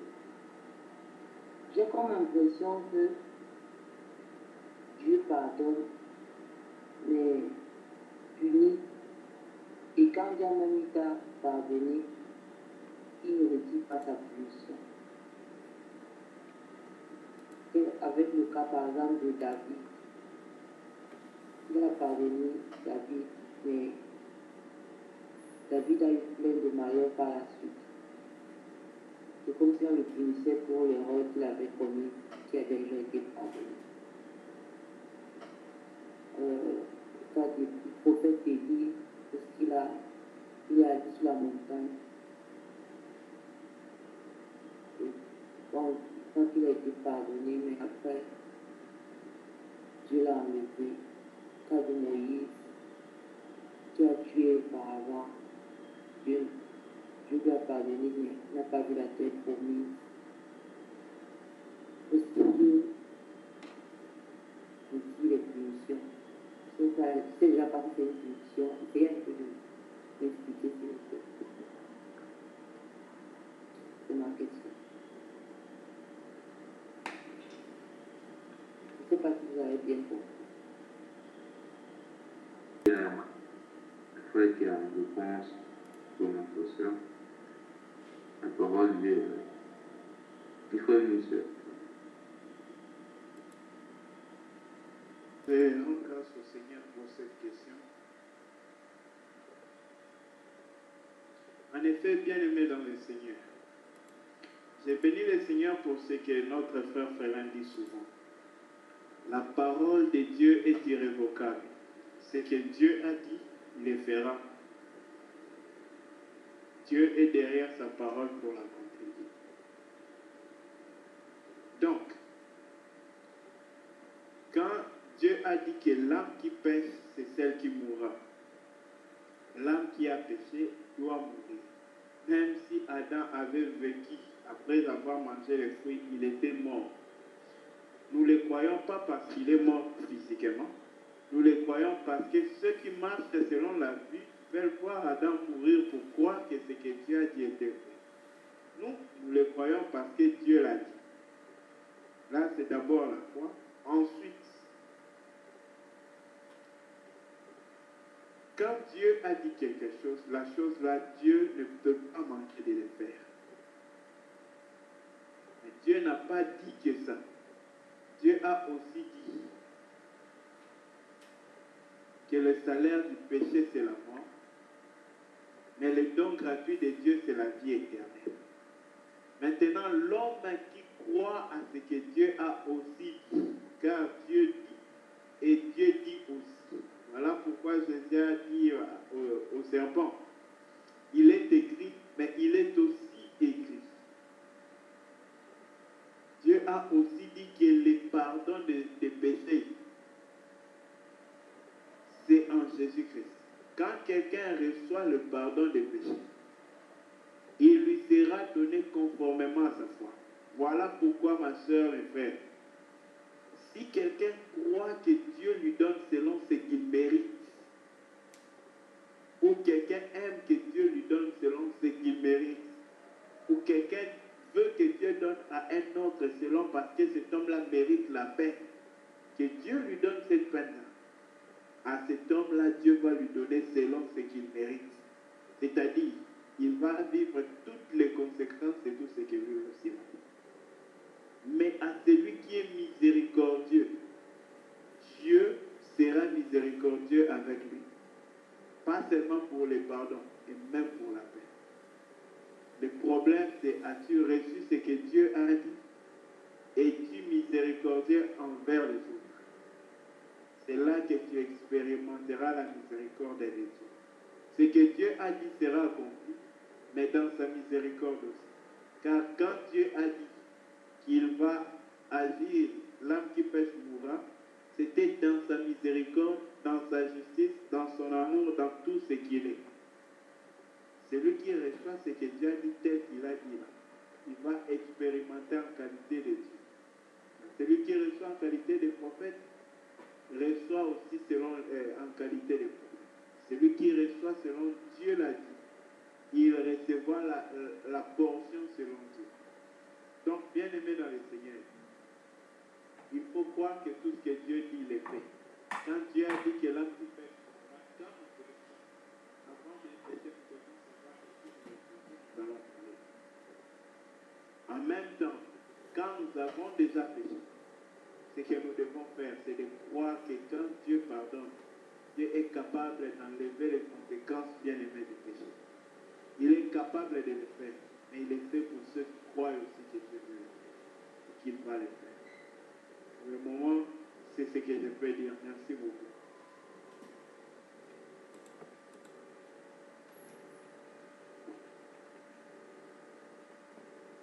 Shalom, bien-aimé. J'aimerais également souligner ou bien soutenir ce que notre bien-aimé malédiction qui suit la loi. Parce que c'est dans cette loi-là que cette malédiction existe. Car il nous est défendu de faire telle chose et associé à cela, il y a une loi qui s'ajoute. Il y a aussi un autre reflet que nous devons comprendre, ce que nous venons d'apprendre aujourd'hui concernant la justice de Dieu. Nous devons à tout prix être prêts à accepter la justice de Dieu. Qu'est-ce qui fait que parfois, lorsque nous péchons et que nous demandons pardon, nous voulons que le Seigneur oublie tout? C'est parce que nous ne sommes pas prêts à accepter la justice de Dieu dans notre vie.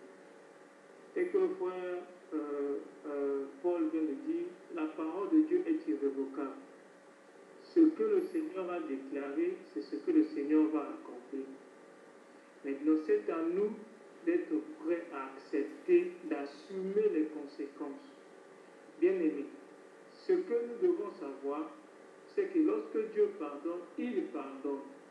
Les conséquences que nous pouvons recevoir n'affecteront rien ou bien n'entraveront pas à la promesse de Dieu qui s'accomplit dans son amour et dans sa justice.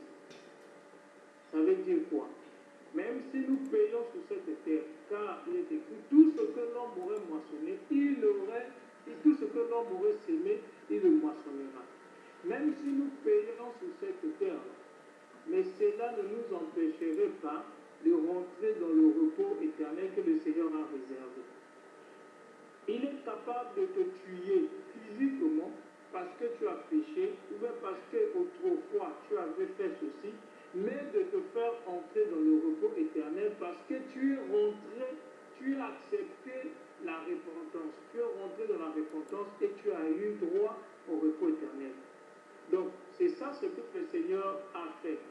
Le Seigneur a permis la mort de beaucoup de gens dans la Bible. Nous avons lu et compris. Donc, le Seigneur, il permet toutes choses selon sa volonté. Voilà pourquoi il est très important, bien aimé, de comprendre. Moi, je l'ai compris, je bénis le Seigneur, j'ai compris cela avec mon défunt père. Il y avait ces choses que le Seigneur m'avait montrées avant et que le Seigneur devait accomplir parce qu'il y avait telle chose qui était déjà consommée. Donc c'est comme ça que le Seigneur veut faire. La parole de Dieu bien-aimé est irrévocable. Maintenant, il y a une chose aussi que le frère Paul a dit, qui est aussi très important pour nous de comprendre. Il y a la possibilité, lorsque nous reconnaissons notre péché, et que nous nous rappelons aussi de ce que le péché là peut entraîner, nous pouvons aussi commencer à prier et à intercéder. Cela veut dire ceci. Lorsque tu commets l'iniquité, ou bien lorsque tu fais quelque chose, on dit qui tue par l'épée mourra par l'épée. Donc ça veut dire quoi? Il y a des choses que toi tu moissonnes aujourd'hui. Même si tu ne les payes pas de ton vivant, mais ton entourage, ta famille peut payer de ce que tu as fait. Il faut, après avoir eu la connaissance de ces choses-là, prier, intercéder pour ces personnes-là, intercéder pour la famille ou intercéder pour les proches, que le malheur-là ne leur atteigne pas à cause de ton erreur. Dans la Bible, David a intercédé pour le peuple. Il dit, s'il arrivait que tu puisses frapper le peuple, je préfère que moi seul je puisse porter cette charge-là. Que tu puisses épargner le peuple. Donc, il y a aussi des genres de prières que nous pouvons aussi faire, mais que nous laissons toujours à Dieu lui-même le dernier choix. Donc, bien aimé, ça fait partie aussi de la justice de Dieu que nous devons accepter et comprendre. Le Seigneur pardonne, oui, il te pardonne pour que tu puisses avoir droit, accès au repos, à sa gloire, mais il peut permettre que sur cette terre, tu montres ce que tu auras, ce qu'il avait réservé pour toi. Car c'est la même parole de Dieu qui dit qu'il n'y aura personne qui, ayant quitté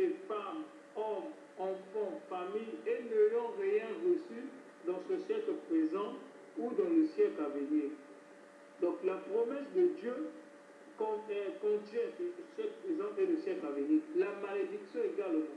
Donc si tu perds dans ce siècle, mais le fait que tu es rentré dans la repentance, tu es revenu à Christ, lui te donne maintenant une seconde chance d'entrer dans le repos éternel. Donc bien aimé, c'est un peu ça. Et que cela ne nous fasse pas peur, mais que la foi en Christ nous donne toujours la confiance.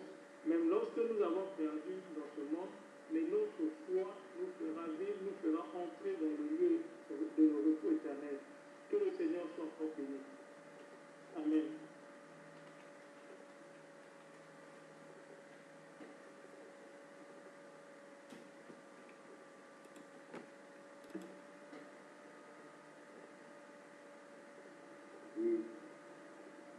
Est-ce qu'il y a un autre frère ou une soeur qui a une réponse à donner par rapport à la question de notre soeur? J'aimerais poser une question en rapport aux prophéties qui se multiplient un peu dans nos églises entre frères et des prophéties.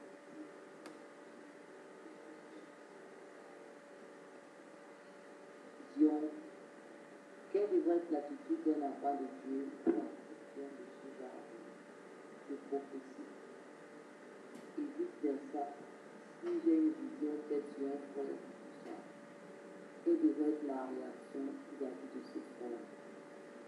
Si c'est déjà vrai pour moi.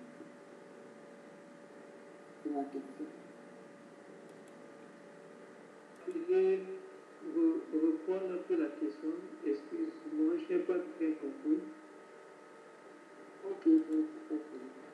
En fait, j'aimerais savoir quelle devrait être l'attitude d'un enfant de Dieu quand quelqu'un vient lui dire qu'il a une prophétie sur elle.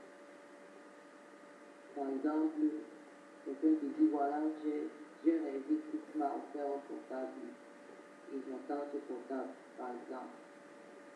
Et j'ai rêvé que ton père va mourir dans 2 ans, ce genre de choses. Donc, quelle devrait être l'attitude d'un enfant de Dieu? C'est une question qu'on utilise souvent. Dieu m'a dit, j'ai reçu.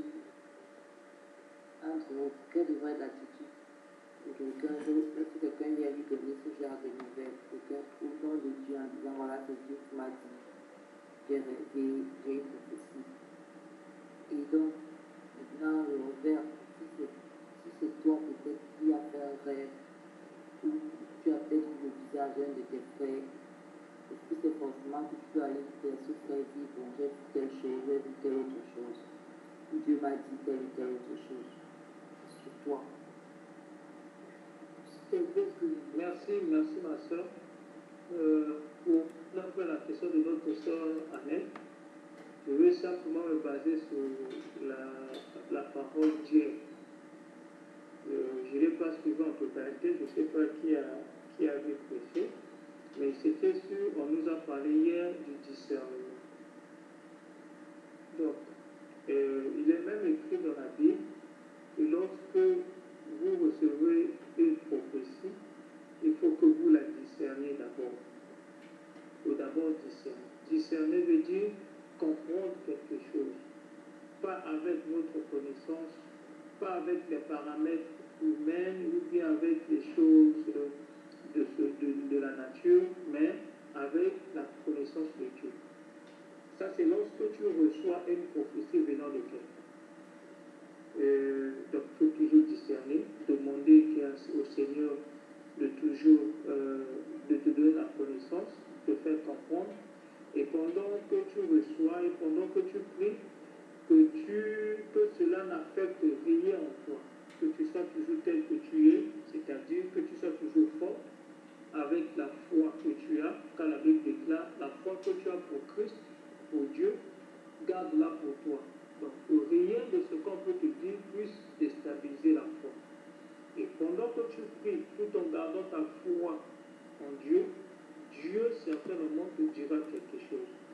Et aussi une chose que nous devons comprendre, Dieu ne fait jamais, c'est-à-dire Dieu ne fait jamais des choses pour des vaines gloires, ou bien pour la gloire de qui que ce soit.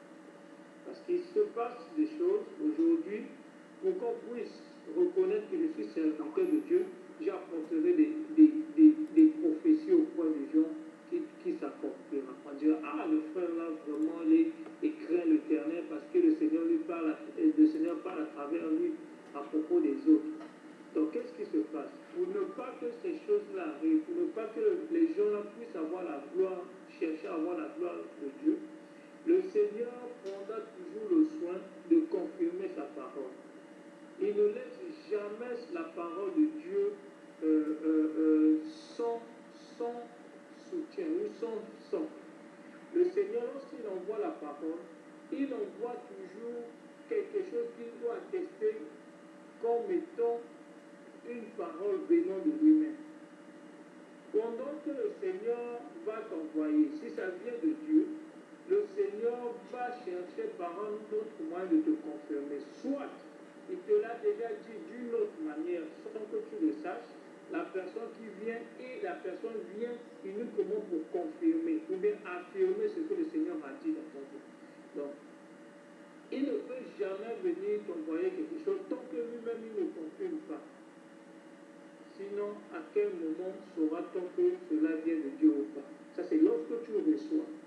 Dieu ne fait jamais des choses sans confirmer sa parole. Il envoie la parole et il confirme toujours d'une manière ou d'une autre. Tu ne peux pas trop te confirmer tous les moyens que le Seigneur utilise pour confirmer sa parole, mais ce qui est sûr, s'il t'envoie quelqu'un, il te confirmera. Soit il te l'a déjà dit avant, ou bien il te le dira à la suite. Alors, maintenant, le revers, comme notre soeur vient de dire concernant ce que tu reçois pour la personne. Nous devons d'abord comprendre la prophétie, la vision, les songes, les paroles de connaissance font d'abord partie de notre connaissance en nous-mêmes. Lorsque le Seigneur nous parle, lorsque le Seigneur nous montre, avant que cela soit d'abord pour une personne, le Seigneur veut d'abord nous enseigner. Quelle est l'attitude pour nous qu'on aura lorsque nous avons reçu cela? C'est une grande responsabilité, bien aimé, que le Seigneur te montre ce qui se passe dans la vie de quelqu'un d'autre. Donc, si tu n'es pas prêt à gérer cette responsabilité, je ne verrai pas pourquoi le Seigneur permettrait que tu puisses voir. Donc, c'est un enseignement d'abord. Il te conduit d'abord à comprendre certaines choses, à t'amener à un niveau de discernement. Parce que tu n'iras pas aller prononcer des paroles comme venant de Dieu sans pourtant réfléchir. Il y aura toujours le Seigneur va t'enseigner. Donc, Dieu te donne d'abord ces genres de messages pour ton enseignement fort. Je me souviens, j'avais une personne qui était venue me raconter un songe. Me racontant un songe me concernant. En réalité, ce n'était pas une parole que le Seigneur avait envoyée à mon égard, mais c'était une parole que le Seigneur avait envoyée pour la même personne qui était venue me dire. Ce n'est qu'après avoir discerné que nous avons compris que le Seigneur parlait à la personne qui était venue me raconter le songe, disant que le Seigneur a parlé de moi à son égard. Donc le Seigneur peut aujourd'hui te montrer la vie d'un frère ou bien d'une personne. En réalité, c'est de ta vie à toi-même que le Seigneur est en train de te parler. Donc voilà pourquoi la prophétie, les songes ou bien les paroles de connaissance sont très importantes lorsque nous les discernons avant de les prononcer. Certainement, ça nous concerne nous-mêmes. Au lieu d'aller dire à quelqu'un, non, voilà, le Seigneur a dit, voilà ce qui va t'arriver.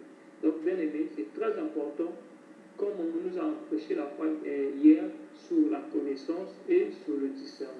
C'est tout ce que je peux ajouter. S'il y a un bien-aimé qui a quelque chose à ajouter. Amen. Shalom, bien-aimé dans le Seigneur. J'aimerais donner, merci beaucoup, bien-aimé Frélin, pour la réponse. J'aimerais donner un passage dans lequel l'apôtre Paul parle dans ce même sens. Dans 1 Thessaloniciens chapitre 5, du verset 18 au verset 23, il est écrit « Rendez grâce », bon, je commence à partir du verset 17, « Priez sans cesse, Rendez grâce en toutes choses, car c'est à votre égard la volonté de Dieu en Jésus-Christ. Voilà maintenant notre sujet, le verset 19. N'éteignez pas l'esprit, ne méprisez pas les prophéties, mais examinez toutes choses, retenez ce qui est bon.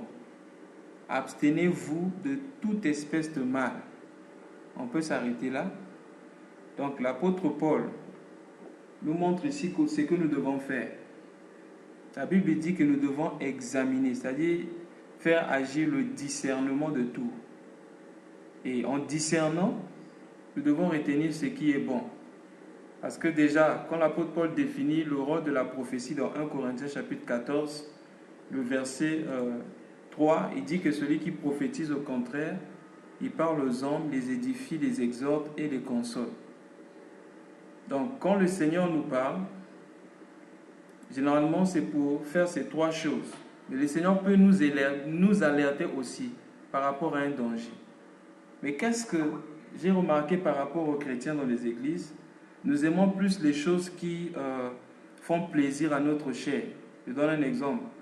Si aujourd'hui quelqu'un vient te dire bon, que j'ai fait un songe te concernant, tu as ramassé 3 millions de dollars, tu vas voir la personne va crier un amen puissant. Mais tu dis à la même personne, j'ai fait un songe, par exemple, dans le songe, tu as fait un accident, tu es mort, la personne va devenir malheureuse. Pourquoi?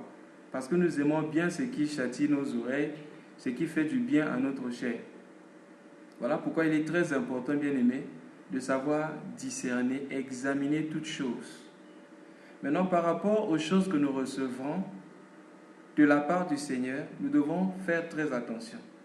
Même la nature nous enseigne. On ne peut pas mettre quelqu'un dans une compagnie sans lui dire ce que cette personne doit faire.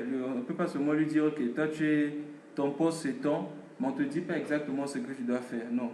Quand le Seigneur nous donne une prophétie, ou encore quand le Seigneur nous révèle quelque chose, quand le Seigneur nous fait voir quelque chose en songe, en vision, nous devons nous poser des questions. Seigneur, pourquoi tu m'as montré ça? Et si ça vient de toi, quel est mon rôle à jouer dans ce que je viens de voir? C'est très important. Peut-être que ce que le Seigneur m'a montré, ce n'est que pour que je prie pour la personne, pas aller dire à la personne. C'est très important. Je vais vous partager un témoignage. Je crois que c'est en 2006, il y avait une sœur avec qui nous prions à l'église là où nous étions. Et la veille, on avait culte le soir. La veille de cette réunion-là, pendant que je dormais le soir, j'ai fait un son dans lequel moi j'étais sur un mur et je cherchais à la tirer vers le haut. Finalement, j'ai vu qu'il y avait un gros serpent, un boa qui la retenait pour la faire tomber vers le bas au niveau de son cou. C'est en ce moment-là que je me suis réveillé. Je n'ai pas compris le songe. Et j'ai prié pour la sœur. Je me suis dit non, des choses comme ça, je ne peux pas dire. J'ai dit, je vais garder ça pour moi. Maintenant, le même jour, comme nous sommes allés à la prière, après la prière, le pasteur commençait à prier pour cette sœur. Et quand cette sœur expliquait au pasteur, il dit vraiment, pasteur, moi je ne comprends pas. J'ai très mal au niveau du cou. Et quand elle a dit ça, automatiquement j'ai compris la prophétie. Le pasteur a prié pour elle, ça n'allait pas. Je suis allé appeler le pasteur, je lui ai expliqué le truc. Le pasteur est reparti prier pour elle en chassant l'esprit de serpent et la sœur était guérie immédiatement. Donc certaines prophéties, certains songes, certaines visions, le Seigneur nous les donne pour nous orienter. Ça peut être aussi les choses à venir. Voilà pourquoi la Bible dit, ne méprisez pas les prophéties, ne négligez pas toutes choses. Mais qu'est-ce que nous devons faire? Nous devons les examiner et dans ce que nous examinons là, retirer ce qui est bien. Pas ce qui châtie nos oreilles, mais ce qui est bien.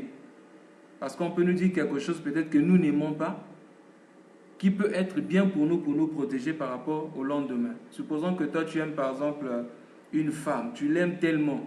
Alors tu reçois une prophétie qui dit non, c'est pas ta femme. Certainement tu vas dire arrière de moi Satan.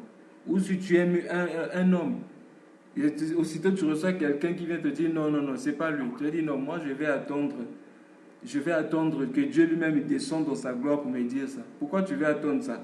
Parce que tu as déjà une position donnée dans ton cœur. Tu veux entendre un certain nombre de choses. Voilà pourquoi nous manquons souvent le but.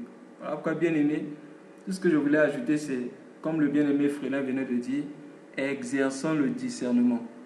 Quand les gens viennent nous parler et quand nous recevons les trucs pour parler, ne soyons pas pressés, mais attendons-nous à Dieu, croyons en lui, espérons en lui. S'il nous a montré cela, c'est qu'il va nous donner aussi la conduite à tenir.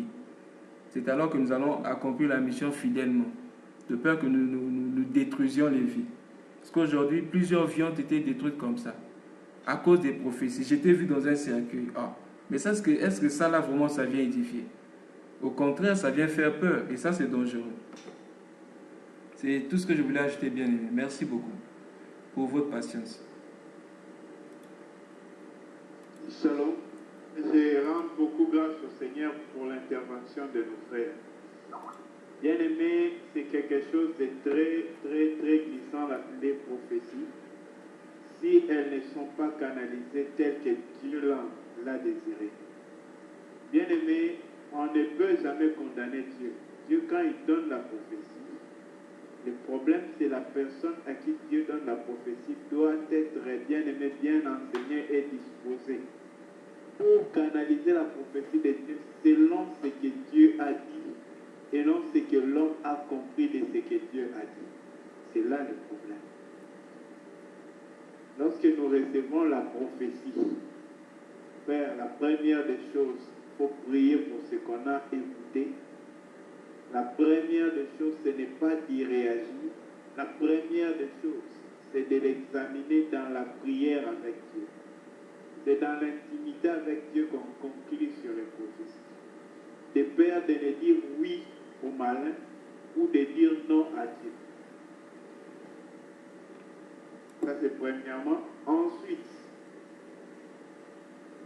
bien aimé, vous savez, Dieu agit. Je me souviens quand je suis arrivé ici, au mois de janvier l'année passée, j'étais encore dans mon ancien travail là-bas et le frère Mardoché a vu un songe. Il m'a dit, frère Paul, j'ai rêvé maintenant, je t'ai dit, que tu as trouvé un autre boulot meilleur que celui que tu as. J'ai dit, ah frère, c'est quoi ce rêve? Parce qu'en ce moment-là, c'était impossible de quitter mon ancien travail. Et le frère était tellement persuadé, je me suis dit, mais ce frère, c'est quoi qu'il a comme ça? Le frère m'a dit, frère, je ne rêve pas souvent, mais ce que je te dis, je sais que tu ne crois pas, mais ça va arriver certainement, mon Dieu ne vous ment pas. Ah, j'ai dit, bon, moi je ne doute pas du Dieu, je ne veux pas être incrédule à ce que tu dis. J'ai prié. On a prié et ça n'a pas pris du temps pour que Dieu me donne le. Ce qui à mes yeux est impossible. Donc frère, Dieu peut dire quelque chose et faire quelque chose. Le problème, c'est la disponibilité. Alors, quand à ma dimension de grâce de comprendre les choses, je ne saisis pas bien ce que Dieu a dit, ce qu'il m'a montré ou qu'il a montré à quelqu'un pour moi. Ou on ne sait pas si ce qu'il a montré à quelqu'un, ça vient de lui. Bien aimé, c'est l'intimité avec Dieu qui va décrire ces choses. Moi-même, j'ai eu beaucoup de prophéties sur ma vie. Beaucoup de fous, beaucoup de frères. Il y a un frère en Inde, un Indien. Ah voilà, le frère Olivier le connaît, le frère Jonathan, Samuel. Le frère m'a appelé un soir chez lui. Il y a un homme de Dieu en Inde qui lui a dit que la femme avec qui il était n'est pas la femme de ça. Oh bien aimé, les frères étaient troublés. On a pris le temps de prier avec le frère.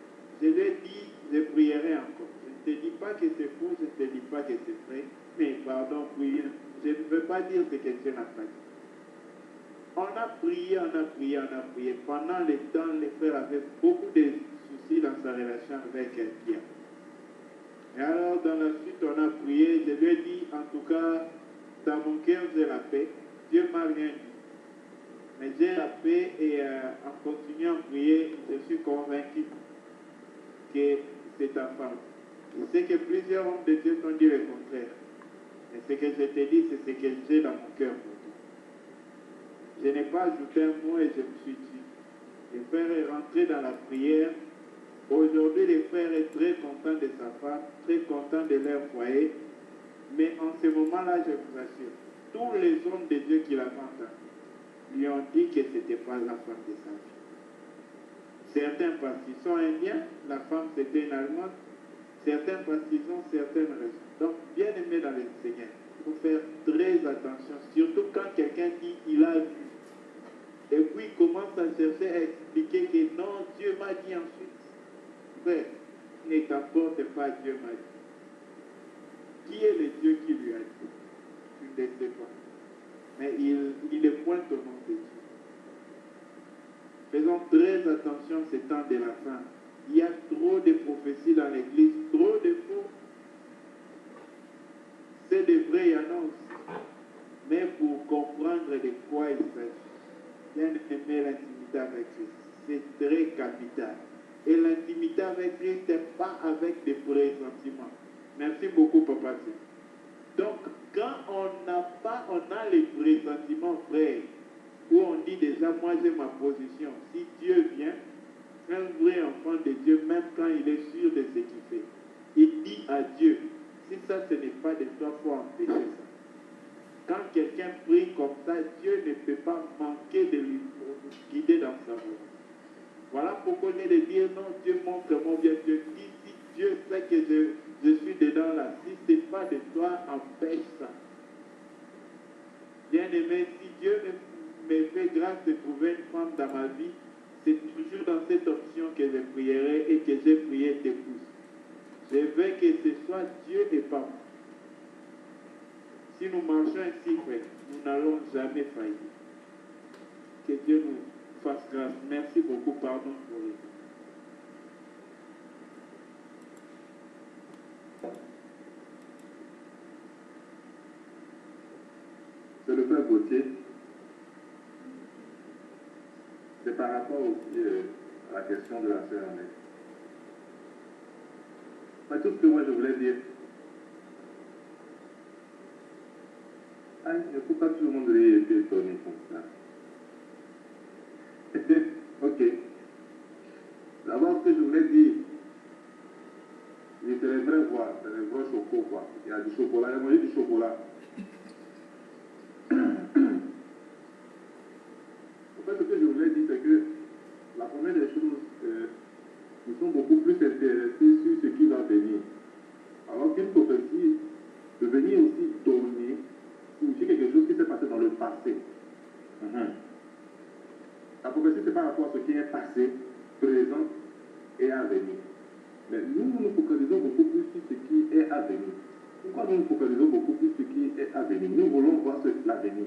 Nous sommes pressés de voir l'avenir, surtout par rapport à nous.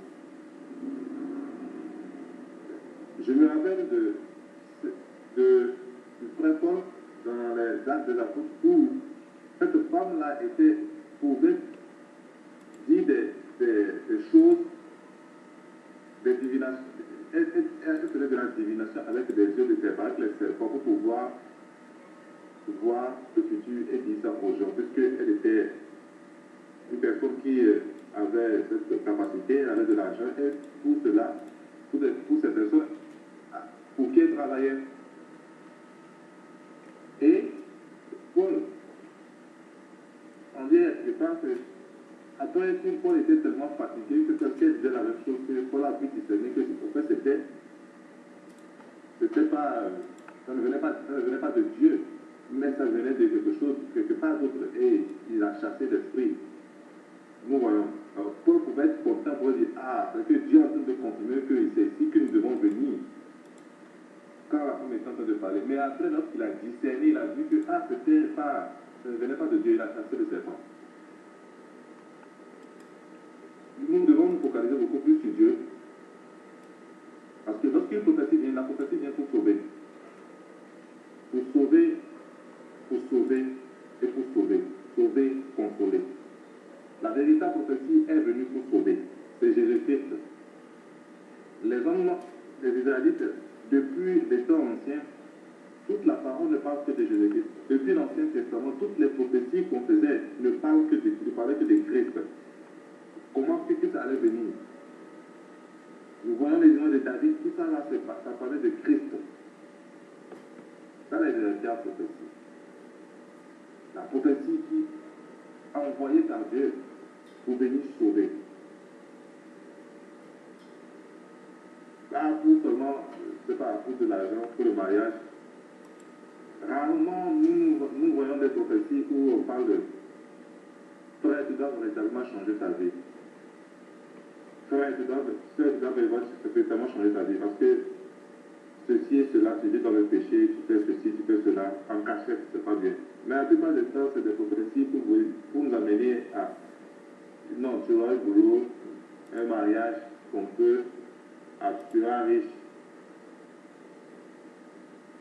Mais la prophétie vient pour avertir, pour sauver surtout. Merci bien.